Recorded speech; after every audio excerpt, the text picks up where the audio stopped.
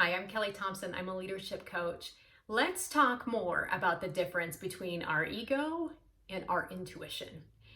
I feel this come up so much and I see this come up a lot, especially in my clients who are maybe considering a career change.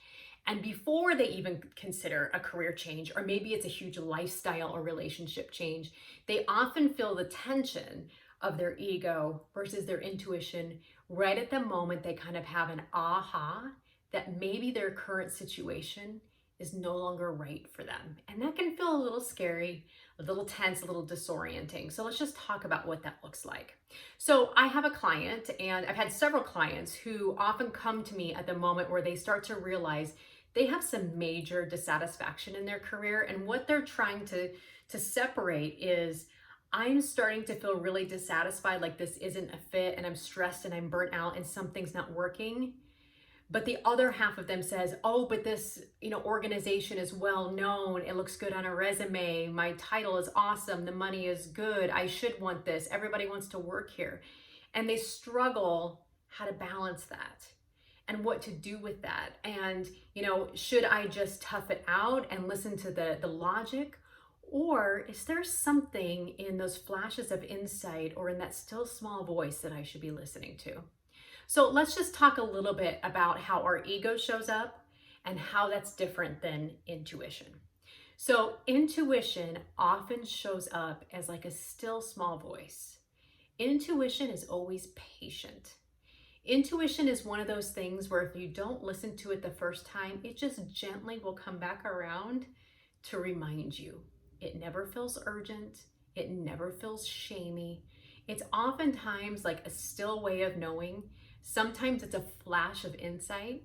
Sometimes intuition is those moments or bursts of activity where you get into something creative and you lose track of time and you just kind of move through it in a way that just feels like flow. That's how a lot of people describe intuition. And I'd be curious how your intuition speaks to you. A lot of people say it's a gut feeling and it feels very steady and very calm.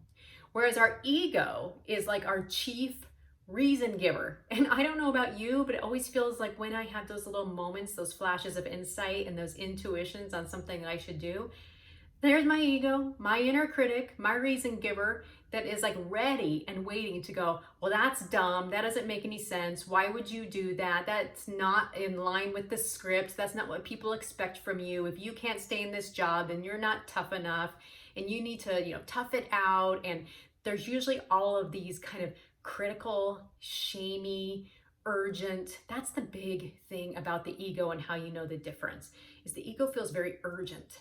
It feels shameful. It feels like you're not working hard enough. It's a very dictatorial type of voice. Listening to our ego usually doesn't make us feel very good, especially when it's coming in the form of the inner critic. So what do we do with both of those? Because I think it's really important for us to pay attention to those little nudges and those little pieces of intuition because they usually are correct. I've asked this question to a lot of people and I've heard it from someone else, but they're like, how many times have you gone against your gut or your intuition only to find out that it was wrong? And your intuition was kind of like, I told you so. It never says I told you so because that's just not the personality it has, but it's like, it always just knows. People often say, I should have just gone with my gut. So what do I do with both of them, especially when it comes to a big decision in your life?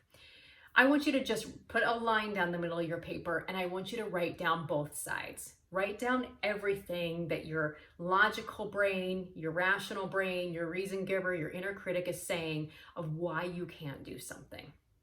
I bet that list will be pretty long. We often listen to our inner critic.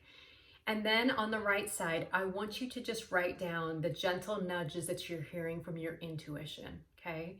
When I'm talking with a lot of women who are exploring a major career or lifestyle change, it's writing little flashes of insight down about, well, my life could look like this.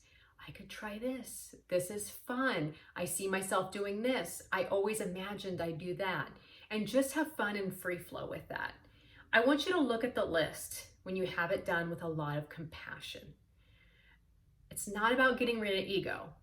It's about knowing that there are two equal sides with you and accepting that as part of our identity, we have our ego self and then we have our more intuitive self. And how can you have a lot of compassion for both sides? What could your ego trying to keep you safe from? How can you just say, okay, I see you, you're trying to keep me safe, you're trying to keep me in line, you want to keep me, fed and out of trouble. And then looking at your intuition, having a lot of compassion to say, okay, I see you, you're trying to carry me down, my unique path towards my calling, exploring my true gifts. And how can you manage both?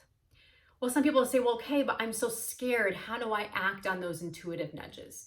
I'd like you to start doing something I call future self journaling. But I often give the assignment, and I use it myself, that when I struggle to imagine myself doing something, is I just write myself into it. So for about 10 minutes, I just journal and I just write about what my life would be like if I was doing this thing. Well, I would do this and then I would do that. And sometimes I say, okay, by this time next year, here's what I'll be doing.